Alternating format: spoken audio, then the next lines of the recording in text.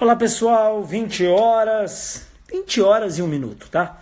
20 horas, estou falando aqui, vamos fazer uma live hoje bem interessante aqui com o desembargador Amauri, já tradicional live de quarta-feira, toda quarta-feira as nossas lives aqui, pela manhã, né, a aula lá no Zoom, com o desembargador Amauri e à noite, né, uma oportunidade para que todos também participem, né?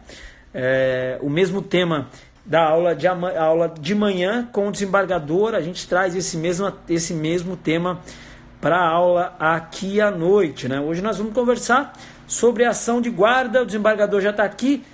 Desembargador Mauri, nosso papo de hoje é ação de guarda, né?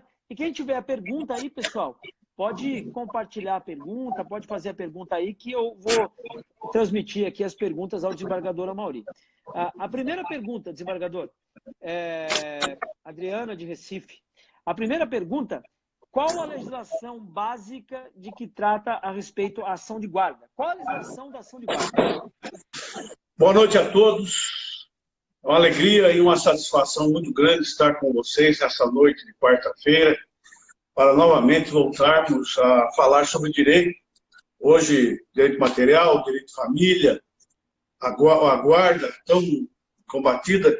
Fui juiz de direito titular em Belo Horizonte, da quarta vara de família, e no interior trabalhei sempre em várias varas mistas, família, civil, era no interior.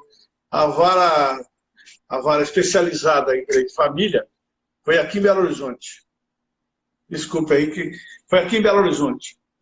A matéria de direito de família é uma matéria muito empolgante, muito debatida nos tribunais, advogados sempre pensam, alguns poucos, pensam que é uma área muito tranquila, mas ao contrário, é uma área muito tormentosa, porque você mexe muito com o sentimento das pessoas.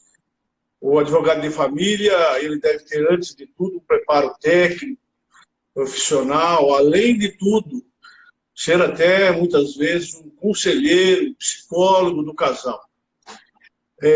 Quando a sociedade conjugal, o casamento termina, ou mesmo a união estável se encerra, ficam apenas mágoas, frustrações, aqueles sonhos que o casal carregou para viver a vida toda, se vê encerrado ali, não da forma que pretendiam. E muitas vezes os filhos são usados um contra o outro, até como vingança. E a guarda é muito importante estudarmos, o advogado tem que estar muito atento a essa questão de guarda. A legislação aplicada ao direito de família, mais precisamente a guarda, é o Código Civil, hoje artigo 1583, artigo 1590 do Código Civil, vem regulamentando essa questão da guarda no direito de família. Também é utilizado muitas vezes o Estatuto da Criança e Adolescente, tá? Para suprir alguma falha, mas a legislação utilizada é o Código Civil. O desembargador, a segunda pergunta é: quais são os tipos de guarda previstos no ordenamento jurídico? O artigo 1583 do Código Civil prevê a guarda unilateral, em que ela fica com um dos cônjuges ou mesmo terceiro, e hoje a famigerada, a famosa guarda compartilhada, que foi incluída no nosso ordenamento e que hoje é regra, tá? Os juízes de família, os promotores que também ali trabalham, e os advogados, tentam sempre hoje a guarda compartilhada, porque o que se busca em matéria de guarda é o bem-estar do menor, não é nem muitas vezes o bem-estar e a situação dos genitores ou do terceiro. É o bem-estar dos menores. Então, hoje é a guarda unilateral ou a guarda compartilhada. O artigo 1583 do Código Civil prevê esses dois tipos de guarda na nossa legislação. E existe um pensamento comum, né? Deixa eu registrar aqui, desembargador, o Renato Paixão, doutor Renato, por isso venho dando esse tipo de orientação, né? Ele mandou uma mensagem aqui, o doutor Renato, dizendo o seguinte: quando atendo no meu escritório, e quando relacionado à guarda, tenho orientado pela guarda compartilhada, né, o doutor Renato, o doutor Luiz Renato também, o xará do Renato aí, dizendo: eu quero agradecê-los pelo ensino, registro a minha admiração. Desembargador, existe uma coisa muito comum, né? Quando nós, advogados de direito de família, atendemos os clientes nos escritórios, existe um erro, né? Um pensamento que na guarda compartilhada não há a obrigatoriedade do pagamento da pensão alimentícia. Isso é um erro, né? Boa noite a todos, agradeço aos advogados que se referiram aí. Para mim é uma satisfação muito grande estar com vocês à noite para tratarmos de vários assuntos hoje sobre guarda. Para mim é uma grande satisfação. A guarda compartilhada que o Código estabelece é apenas a divisão de direitos e obrigações. O Código não estabelece quais são os direitos e obrigações de cada um das partes dessa situação. Então, vai depender, o Código fez muito bem em não estabelecer isso. Por quê? Cada caso deve ser analisado em separado, o que serve muitas vezes para um casal ou partes, ou companheiros, ou amigos que vivem em convivência e desfrutam de uma guarda, cada um uma situação diferente do outro. A guarda compartilhada é a guarda que se divide obrigações e direitos. Pode haver fixação de pensão alimentícia, pode haver regulamentação de visita. O que a guarda compartilhada busca, o bem-estar dos menores, para que eles continuem a conviver com ambos os pais, os genitores, pai e mãe, para que imponha a esses dois responsáveis pelo menor que não percam o contato com aquele filho, para que continuem a dar atenção, carinho, amizade, procurem a satisfação de todas as necessidades desses menores de visão comum. A questão da pensão, aparenta-se que não há fixação de pensão. Não, porque pode-se estabelecer, quando amigavelmente, que uma das partes ficará responsável pela questão financeira dos menores, tá? Ou uma outra coisa qualquer. Então, pode-se estabelecer, sim, pensão alimentícia, até mesmo se uma parte tiver mais condições financeiras que o outro, pode-se estabelecer. Vai depender muito da situação em que se encontra na hora ali, apresentado para o juiz. O juiz, o promotor, irão analisar essa questão e o juiz sempre buscará essa guarda compartilhada, pensando na convivência e criação desse menor, e a pensão alimentícia pode ser estabelecida sim, e a visita também sim, vai depender muito da situação. Ele não tem, ele tem uma residência fixa. Aliás, desembargador, no teu curso de petição inicial, você sempre fala, né? Antes os pedidos tinham que ser separados, agora pode ser tudo na mesma petição. Sim, hoje eu posso, embora haja alguns procedimentos especiais, mas o próprio Código diz que quando há divergências de procedimentos, adota-se o procedimento comum. Então, hoje pode ser discutido divórcio, partilha de bens, guarda, pensão alimentícia, tudo num processo só. Antigamente, não se admitia essa questão. Hoje, não. Hoje eu posso acumular todos esses pedidos numa mesma petição inicial, observando que, quanto aos fatos, para cada pedido, eu vou descrever os fatos corretos. Por quê? O pedido decorre da situação lógica dos fatos descritos. Então, na petição inicial, eu tenho muito cuidado, quando eu for descrever os meus fatos, eu tenho que correlacionar com o pedido. Pode haver, sim, acumulação de pedidos, tá? No procedimento que hoje é o comum no Código de Processo Civil. Desembargador, e a tal guarda alternada? A guarda alternada é aquela guarda em que se estabelece, em que cada um dos cônjuges ficará um período determinado com os filhos. A legislação aqui não fala sobre essa questão, mas isso é tranquilo, a jurisprudência tem admitido, e é se aplicado em várias situações em que um dos cônjuges vai viajar para o exterior, ou questão de trabalho, essa situação toda, ela também é estabelecida assim, e é admissível, mas a regra hoje é a guarda compartilhada. A terceira pergunta, desembargador, quais são os direitos e obrigações na guarda compartilhada? Os direitos e obrigações são aqueles em que se observa a criação, educação e bem-estar e alimentação desse menor. Tudo aquilo que é relacionado à criação, educação, bem-estar desse menor deve ser suprido pelos seus genitores.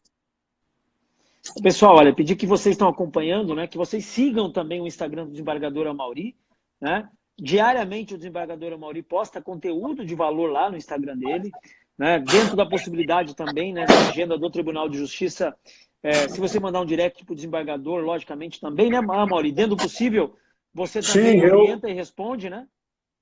Sim, sempre tenho, dentro da oportunidade que o tribunal lá me proporciona, nos momentos lá em que estou fazendo outras coisas, eu tenho dado uma atenção especial àquelas perguntas em que eu não consegui responder nas lives que são feitas. Sempre procuro dar atenção, porque eu sempre digo aos alunos, que eu já dei aula há muito tempo, e nos cursos, que não há pergunta absurda, a resposta absurda. Então, dentro das possibilidades, eu tenho respondido na minha live. E se não conseguir hoje, parece que o nosso tempo aqui é limitado, terei o maior prazer em responder as perguntas que serão dirigidas na live. Então, e é extremamente importante, né, essa oportunidade para você, colega advogado, né, essa aproximação do advogado com o desembargador de justiça. 30 anos de magistratura, com certeza tem muito para colaborar na prática, né, no nosso dia a dia, não só na petição inicial, mas também na questão do direito de família. O Ricardo César, o doutor Ricardo César, desembargador, ele faz a seguinte pergunta. Deixa eu mandar um abraço para a Cida também aqui, que está acompanhando. O Ricardo César faz a seguinte pergunta, desembargador. Qual o Instagram dele, Renato? É Desembargador Amaury. É fácil, tá? O Instagram do Desembargador Amaury é Desembargador Amaury. Muito fácil. Né? Desembargador Amaury.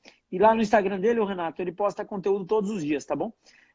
O Ricardo César faz a seguinte pergunta. Desembargador, é inviável a guarda compartilhada quando os pais residem em cidades diferentes?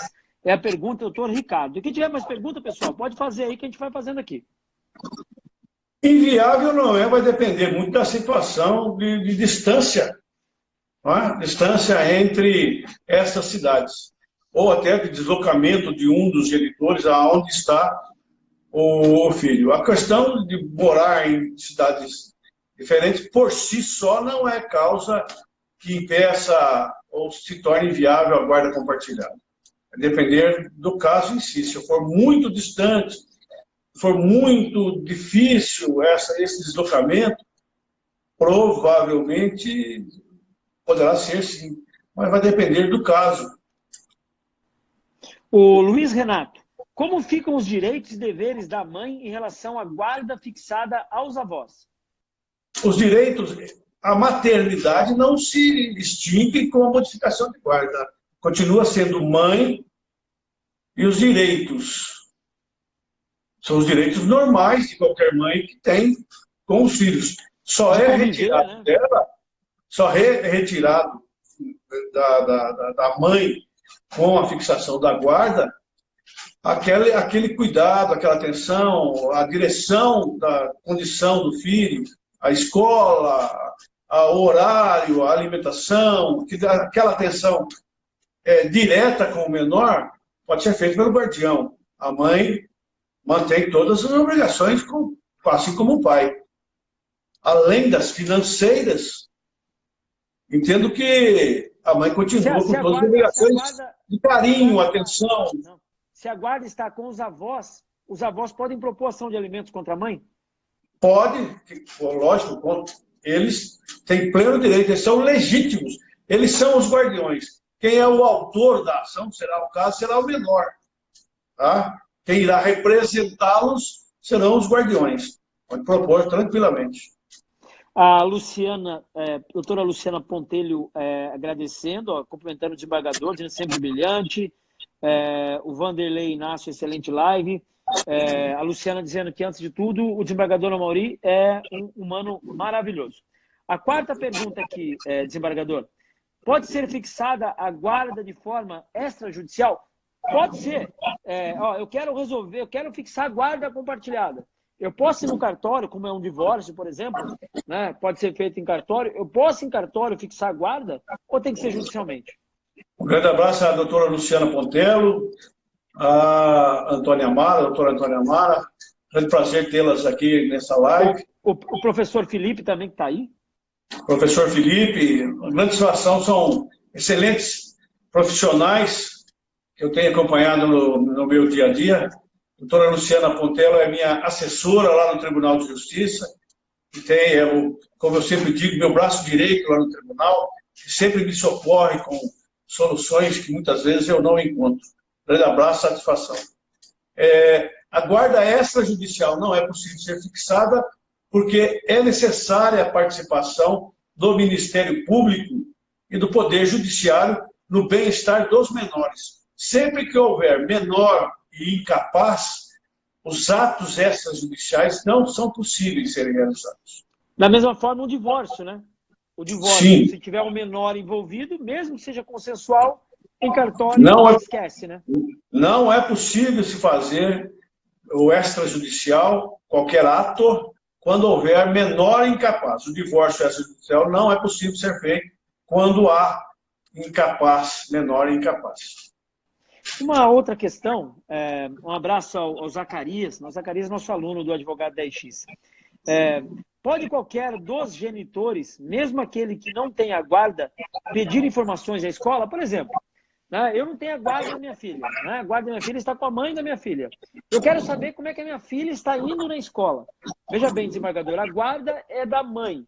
Eu posso ir na escola pedir informações do aproveitamento escolar dela? Isso pode ser feito? Essa questão está no artigo 1584, parágrafo 6º do Código Civil, que estabelece lá que o estabelecimento de ensino, público ou particular, é obrigado a informar aos genitores todo o andamento da situação do menor perante a escola, sujeito à imposição de multa. Então, mesmo aquele que não é guardião do menor pode requerer essa solicitação perante o estabelecimento de ensino, e o estabelecimento de ensino será obrigado a fornecer aquele genitor. E caso o estabelecimento não forneça, o que acontece? Há imposição no Código Civil de multa. Tá? A imposição de multa. Ele é obrigado a fornecer a sujeição de multa e, caso assim, basta que o advogado comunique no processo ao juiz de que foi feita essa solicitação, comprovando documentalmente. Logicamente, deve haver um prazo razoável para o fornecimento e a negativa deverá ser feita por escrito. E o doutor Renato até pergunta, a pergunta está inteligente. E quem aplica essa multa à escola? O juiz de direito. O juiz de direito da vara lá onde foi fixada a guarda deverá impor a multa à escola. Tem uma pergunta aqui da doutora Vilma Anunciação. Pai mora em outro estado e distribuiu ação de guarda. Subsidiariamente, guarda alternada de uma criança de 2 anos. Guarda alternada de uma criança de 2 anos, permanecendo 15 dias com cada. Pode comentar sobre? Pode, Amaury? É possível, em tese, é possível, em tese, se estabelecer a guarda compartilhada? Sim, não, vai depender do fato. Essa questão... Ela fala de guarda alternada. Então, guarda é possível... alternada de uma criança de 2 anos. Em tese, pode ser estabelecida, mas, devido à idade da criança, é muito pouco provável que haverá provimento desse pedido. Por quê? A criança tem muito pouco tempo de idade. Tá? Essa alternância poderá prejudicá-la. Então, em tese, é possível, sim, mas, no caso, o juiz irá analisar os fatos e provavelmente irá indeferir esse pedido devido à pouca idade do menor, que haverá prejuízo até a sua situação física. Crisanto Filho, né? O advogado Crisanto Filho, pergunta o seguinte: professor, o que o advogado deve fazer quando um dos pais pratica alienação parental? A alienação parental é uma situação muito difícil, porque quando o casamento termina, a busca, muitas vezes, da compensação do fracasso, da raiva, se desconta no menor que está com a guarda. E, geralmente, hoje, essa alienação parental se torna até comum, tá? O advogado deve informar ao juiz desses fatos, que a criança apresenta uma deformidade mental qualquer, uma situação qualquer, deve informar ao juiz disso. O juiz provavelmente vai intimar a parte seguinte, ou citar, dependendo da situação, e vai nomear um perito para analisar o caso. Se aquele que tem a guarda está praticando esse ato, ele pode perder a guarda e muitas vezes até a visita a essa criança. Tá? Mas o advogado deve informar por petição nos autos ou mesmo requerer a modificação de guarda, porque aí já há um pedido. Numa ação de modificação de guarda, em que a guarda já está estabelecida, esse é um fato que pode causar a modificação da guarda. Olha, o Zacarias, professor, a respeito da guarda de pet, né, da guarda de cachorro, protocolei o pedido em vara de família, acho que é guarda alternada, né, que ele está falando. Protocolei o pedido em vara de família. Estou correto? Segundo a juíza, não deu a liminar, preferiu esperar o contraditório. Qual a posição do desembargador? É difícil nessa situação. Difícil nessa situação, o juiz vai analisar o caso. Aí, hoje comum, né? Esses animais de estimação, o juiz entendeu que não há elementos ali para definir o caso e resolveu aguardar. Eu, para ser sincero, eu tive 6 anos na vara de família e na época, eu já estou há 4 anos no Tribunal de Justiça, na época não era comum isso lá, eu nunca tive um pedido desse, na guarda dessa situação. Não é comum, sim, é possível. Mas, no caso, o juiz não entendeu que não haviam elementos para deferir e resolveu aguardar. Desembargador, para onde você acha que caminha, né, o direito de família? A gente está falando aí guarda compartilhada de pet, hoje é muito comum, né, a união homoafetiva, ou seja, tem muita coisa nova surgindo aí, né? Esses procedimentos novos, né, quanto tempo praticamente elas demoram para chegar no tribunal? O Tribunal de Justiça de Minas é muito tradicional. Nós pegamos o Tribunal de Justiça do Sul do Brasil, são mais adiantados nessas questões, São Paulo também. Minas é muito conservador quanto a isso. Hoje há uma grande renovação no Tribunal de Justiça, com vários desembargadores já jovens que entendem essa situação. Eu acho que o direito de família, como todo direito, deve evoluir de acordo com a evolução da sociedade. Assim como o direito digital, nem se pensava nessa situação. E o direito, ainda mais o direito de família, deve evoluir, deve acompanhar a sociedade. A legislação é muito travada, porque depende do legislativo, sanção do executivo. Mas a jurisprudência já vem admitindo várias situações, como a união afetiva, tá? O casamento, a separação, os alimentos entre uniões homoafetivas, uniões de Estado, porque antigamente o Código Civil sempre falava em companheiro para prejudicar. Hoje não, hoje a concepção é outra, já vem modificando. É a evolução da sociedade que realmente a legislação e a jurisprudência têm que acompanhar. O senhor até citou na aula de manhã a questão da evolução do direito de família na questão do divórcio, né? Antes tinha o causador, né? Quem deu causa, né? Quem é digamos assim, o responsável pelo divórcio, ele, em tese, ele tinha suas penalizações, existia a questão da figura do abandono de lar, e é muito comum hoje nos escritórios, eu queria até que o senhor falasse um pouquinho, É muito comum nos escritórios de advocacia hoje, os clientes, principalmente mulher, chegar nos escritórios do advogado de direito de família dizendo, olha, eu não posso sair de casa porque o meu marido diz que se eu sair de casa vai configurar abandono de lar, e se configurar abandono de lar, eu vou perder direito à guarda, eu vou perder herança, vou perder patrimônio, vou perder pensão e vai perder tudo. Como é que falasse um pouquinho essa questão do abandono de lar, né? Essa evolução do direito de família, né? O direito de família tem muita evolução, ainda mais quanto a essa questão da separação, divórcio. Porque inicialmente nem se imaginava a questão do divórcio. Aqueles mais antigos como eu vão lembrar que uma mulher ou um homem divorciados eles eram mal vistos na sociedade. Um filho que era espúrio, feito fora do casamento, ele era mal visto na sociedade. O divórcio foi admitido a partir de 77, ela veio com a emenda de 77, ela veio admitido lá, mas necessariamente o casamento antigamente não podia ser extinto sem uma fase inicial, sem uma fase experimental. Não se admitia a separação com menos de 2 anos do casamento. Era obrigado à convivência comum desse casamento.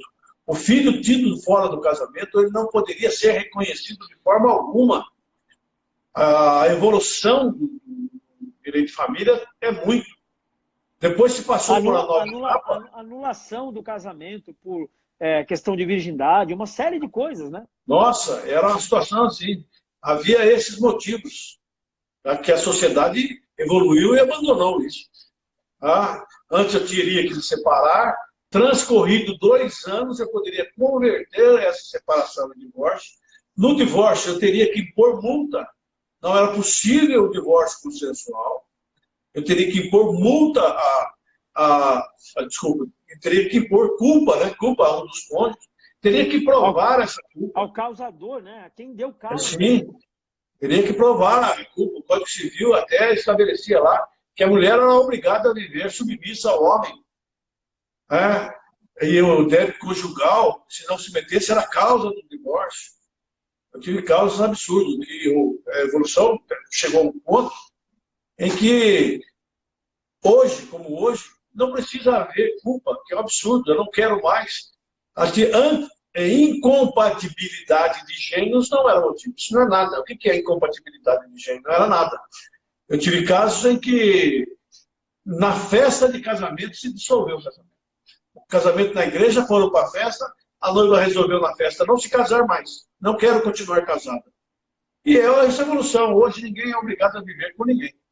Essa questão de abandono do lar, ninguém é obrigado a viver num lar em que está sendo agredida, em que está sendo submetida à tortura, a agressões verbais, físicas, não é obrigado.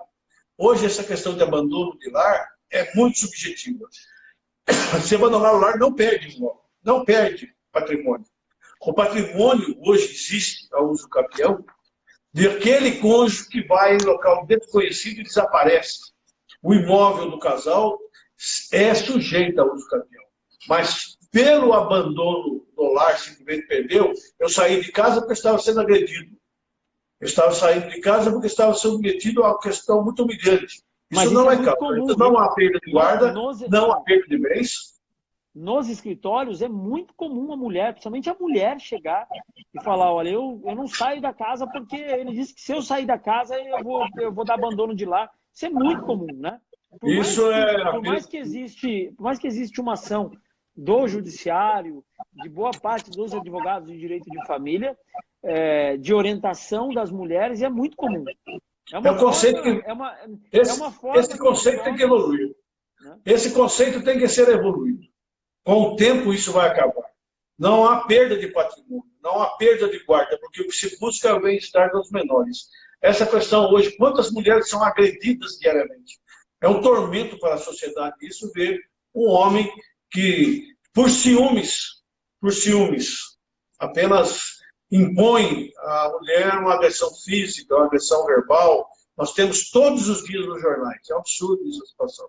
Em que o advogado deve sempre... E há uma evolução da lei né? Já foi aprovado pela Câmara dos Deputados, agora foi aprovado pelo Senado, só que como o Senado alterou, depende de uma nova votação da Câmara, na questão do divórcio da mulher vítima de violência. Porque hoje a mulher tem que passar por todo o processo de divórcio e lá no final sai a sentença, decreta o divórcio, decide a partilha. Agora, com essa alteração da lei, o divórcio é imediato e continua o processo para discutir partilha e tal, né? Se eu ingresso acumulo pedidos, divórcio, partilha, bens, guarda, o divórcio pode ser decretado de imediato se houver acordo pelas partes na audiência. Continua o processo quanto aos demais. O divórcio hoje não precisa provar culpa, não precisa de testemunha, não precisa de nada. Antigamente eu tinha que levar testemunhas. Hoje não, basta eu não quero mais viver. Quantas vezes o código não estabelece vezes? Qual motivo? Não preciso de motivo, não quero mais. Pronto. A questão das agressões. Aquele que agride pode perder a guarda, mas não pode ser beneficiado por esse fato, tá? Nas ações de família. Isso não é mais levado em consideração. Agora, a questão de abandono, de saída, eu estou sendo agredida, vou sair e posso pedir uma medida antecipatória, mas eu devo fazer prova desses fatos, das agressões, com boletim de ocorrência, com testemunhas. Na primeira oportunidade, eu vou ingressar com ação de divórcio, eu não preciso fazer prova, mas na ação de guarda, muitas vezes, para que eu tenha a guarda unilateral, eu devo fazer essa prova das agressões contra um dos cônjuges ou até contra os filhos. A prova hoje das agressões e não do abandono de lar. Desembargador, ao longo desses 30 anos de magistratura, né, já deve ter pego casos assim mais absurdos no direito de família, né? A gente estava conversando hoje de manhã. Como é que fica a mentalidade, né? Como é que, por mais seja técnico, né? O senhor estava contando de manhã um caso que houve uma agressão física para uma criança, né? A outra faleceu, né? O senhor deve ter encontrado casos assim dos mais absurdos ao longo desses 30 anos de magistratura no direito de família. Há vários casos, vários. Não subestimem o ser humano, porque o ser humano é capaz de fazer tudo. Quando ele se sente acuado, o intelecto, muitos profissionais, terapeutas, psiquiatras estudam essa questão. O ser humano, ele é possível de tudo. Estava contando hoje de manhã um caso, o professor Cristiano, de um casal que se separou, o marido comprovou que ele tinha melhores condições de guarda, porque a genitora vivia embriagada, não dava atenção, ele conseguiu a guarda, comprovou que ele daria melhores condições, foi dada toda a assistência psicológica, psiquiátrica. Esse rapaz se uniu, encontrou na sua vida uma outra mulher, essa pior do que a primeira, totalmente desequilibrada, batia nos filhos que ficou com esse homem, foi morar com ele e todos os dias agredia essa menina de 8 anos e esse filho que ele tinha de 5 anos. As agressões eram tantas que ela chegou a matar essa menina, com batidas na parede, a cabeça da menina na parede, e mordeu o órgão sexual do menino e retirou pela boca. Ela agrediu, ela mordeu o órgão sexual e retirou pela boca. Então, os dois foram submetidos a júris, foram condenados, devem estar cumprindo penas até hoje. O menino foi acolhido pelo padre José Maria, quem o conhece, é um homem santo. Ele não é daqui de Minas Gerais, esteve em Minas Gerais, pelo que eu me lembro. Levou esse menino, não sei a situação desse menino, o menino ficou mutilado e deve estar até hoje em tratamento, situação. A gravidade é muito, em casos absurdos. Quem vive numa cidade grande não sabe, lá em seus recantos, em seus lugares mais longínquos, o que é possível o ser humano fazer.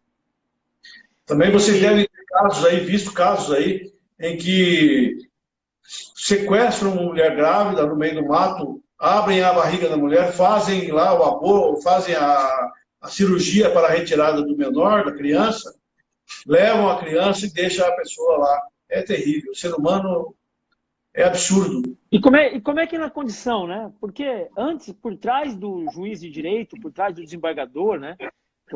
Por trás do operador do direito ali, tem um ser humano, né? Como é que convive com isso? Porque ninguém vai no escritório de advogado, já é difícil, mas ninguém vai ao Poder Judiciário para falar que a vida está bem. Né? Todos deve chegar a cada caso ao longo desses 30 anos. Né? Você andou aí no estado de Minas Gerais, em todos os cantos do estado de Minas Gerais. E deve ter encontrado casos dos mais absurdos. Né? Ninguém vai ao fórum dizer que está muito bem. Todos vão lá para que o juiz resolva o seu problema. E muitas vezes ele não consegue resolver. Hoje a conciliação e a mediação é que o Código de Processo Civil busca, que é realmente que as partes se conciliem. Profissionalismo muito de todos aqueles envolvidos no direito de família e uma fé em Deus muito grande para que só ele possa dar uma condição para esse trabalho. Há casos em que muitas vezes chocam a todos, inclusive aqueles mais acostumados a essas agressões. Ao longo da tua carreira, deve ter feito aí quantos júris como esse? Eu fiz mais de 150 júris numa das comarcas em que eu passei. Era uma comarca era composta de 10 municípios menores, vários, todos. Eu era juiz, cumulava o tribunal do júri e da vara criminal. Muitos crimes, muita situação, muitos júris a serem feitos, que eu entendo que é o crime mais grave. Você ceifam uma vida. Então, era obrigatório fazer. Trabalhava um promotor comigo, muito operoso. Nós chegávamos a fazer, por mês, mais de 20 júris, em várias comarcas. Inclusive, saíamos da sede da comarca para fazer o júri lá no município onde ocorreu o crime, para que aqueles que ali moravam verem como a situação do tribunal do júri. Muitos júris, muitas situações horríveis. Fora isso, aí foge do direito, né? Foge do direito e é uma questão muito psicológica e fé em Deus, profissionalismo e tentar atender a todos. Desembargador, o senhor estava conversando também hoje, na aula de manhã, de um caso, de uma decisão do Tribunal de Justiça de dano moral a um menor que por diversas vezes esperava a visita do pai e o pai não ia. Né? Isso também é uma inovação do direito de família. O filho ficava ali pronto, esperando o pai no final de semana, o pai não ia, e isso trouxe danos e sequelas emocionais à criança, até com tratamento psicólogo, psiquiatra, e o Tribunal de Justiça de Minas Gerais inovando aí na questão do dano moral. Na minha Câmara já tiveram 2 casos lá. Porque estabelecida a guarda, não há como obrigar o pai a buscar o menor ou ter o menor em sua companhia. Não há como fazer. No direito de família, não há uma possibilidade de modificação de guarda, né? Essa situação toda. Mas não há sanção. Há uma sanção no direito penal, que pode ter, dependendo da situação, haver abandono de capaz, e agora eles estão ingressando com ação de indenização. Eu, pelo menos, vi 2 lá, em que o pai não atendeu às necessidades do menor e ele ingressou com ação de indenização por danos morais. O juiz de direito condenou aos danos morais e o tribunal confirmou.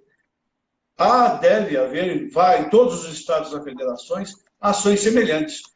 Então, fica uma dica para aquele que, muitas vezes, o advogado da mulher e que o pai não cumpre as obrigações. Essa ação de indenização. Mas a prova é importante nisso. Existe também a possibilidade do advogado, né, o Renato falando, reparação de abandono afetivo. Boa noite, a doutora Eunice. Desembargador, mais 5 minutos, o Instagram derruba a nossa live aqui. Boa noite, doutora Eunice.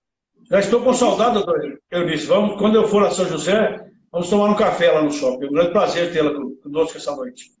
Existe a previsão do crime de abandono material, né? O artigo 244, acho que é 244 do Código Penal. É uma alternativa para os advogados, no caso, quando o pai não paga pensão alimentícia. Né? É uma alternativa criminal que não entre somente com a execução de alimentos, mas também que registre um boletim de ocorrência ou uma representação pelo artigo 244? Sim, deve ser tudo. Hoje até o protesto, a inclusão do nome do devedor junto às empresas de restrição de crédito. Ou seja, é uma alternativa, então, no caso... Sim, é uma alternativa.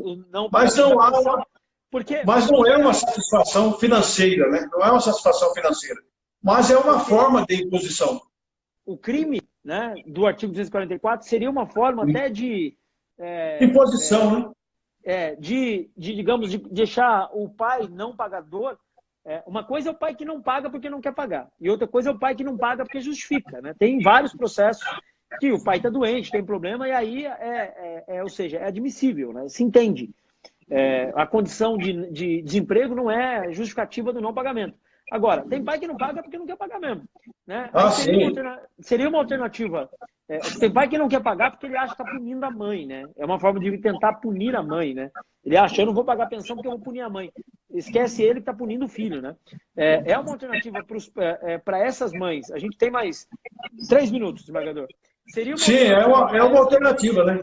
É uma alternativa que se busca, até pensando aí numa ação de indenização por danos morais. Mas a satisfação...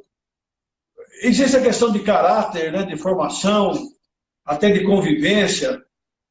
É difícil estabelecer uma regra quanto a isso. Pessoal, se alguém tiver... Olha, o Wagner Fernandes mandando um abraço para o desembargador, dizendo, estou aprendendo muito com o bate-papo, fazendo o 2º semestre de Direito. Aliás, pessoal, eu vou pedir para que vocês... Faltam mais 2 minutos, tá? Deu 45 minutos, o Instagram... Passa rápido aqui, né? O Instagram derruba a live. Pessoal, eu vou pedir para vocês... Boa noite, doutora Cristiana Tost, nossa amiga aqui de São José dos Campos também. Eu vou pedir, pessoal, que vocês sigam o Instagram do desembargador Amaury. É muito fácil, tá? É desembargador Amaury. Né? Que vocês sigam o Instagram, a doutora Luana Romani, agora é só a gente de São José aqui, né? A Cristiane Cotes, a Luana Romani, a doutora Eunice, a Juliana Maria Prata. Ó, estou adorando o desembargador, sou advogada em Uberaba, Minas Gerais. Né? Desembargador é ótimo. Desembargador é advogada de Minas Gerais, te acompanhando aí, dizendo que o senhor é um exemplo. Né? E essa atitude de aproximar os advogados do desembargador, isso é muito bom, né? É bom para todos. Aquela menção que o desembargador é um homem que fica só em seu gabinete, que não recebe advogados, isso deve ser deixado de lado. Ele é um profissional como outro qualquer. Chegou ao tribunal por sua carreira. Só isso. Um grande abraço à advogada liberal, ao grande polo. Então, a Juliana. E é importante até falar, né? Outro dia, na outra live, perguntaram assim, nós temos aí mais 1 minuto e meio. Perguntaram assim, o desembargador recebe advogado? Recebe, né? O que o desembargador não recebe são as partes, né? Sim, as partes, nem o juiz recebe. O advogado deve, muitas vezes, ligar lá ao tribunal, à assessoria do desembargador, ver se há necessidade de se agendar para que ele receba. E é um profissional como outro qualquer. Eu devo me dirigir ao tribunal quando eu entender que há necessidade, levando memoriais, estudando antes para fazer perguntas que são impertinentes. Não vou levar o caso, contar o caso ao desembargador, vou levar memorial, mas todos os recebem. Amaury, em mais 1 minuto, derruba aqui. Deixa eu agradecer ao Freze Rezende, advogada de Goiânia, cumprimentando o desembargador. O Elton Júnior, advogado da Paraíba, dizendo que é uma live de respeito. O Renato Paixão, viu, Renato? Você fez uma pergunta aqui. Se der tempo ainda, Amaury, se não cair, ele pergunta se a multa é por desobediência ou é um valor pecuniário, né? Aquela multa do caso que a escola não informa o pai, né? O Código Civil do artigo 1583, parágrafo 6º, 1584, parágrafo 6º, estabelece a multa financeira. Desembargador, queria agradecer, o Instagram vai derrubar a gente aqui, queria agradecer a tua participação, né? O Crisanto Filha do Maranhão, né? Pedir para vocês que sigam o Instagram do desembargador Amaury, toda quarta-feira, 8 horas, tem live aqui, né? E que vocês sigam, é muito fácil, é desembargador Amaury, e a gente se vê aqui de novo na próxima quarta-feira. Um grande abraço a todos, satisfação muito grande estar com vocês essa noite. Estou preparando a 2ª turma da petição inicial, já estou preparando também um curso sobre direito de família, que tem muito solicitado, para que possamos expor as ideias e as práticas a todos. Muito obrigado, boa noite a todos, fiquem com Deus e um bom final de semana, um terminado de semana a todos. Ao Flávio também, Manzani, de Petrópolis. Pessoal, grande abraço, até a próxima quarta, 8 horas, sempre com o desembargador Amaury aqui. Grande abraço a todos. Um abraço a todos.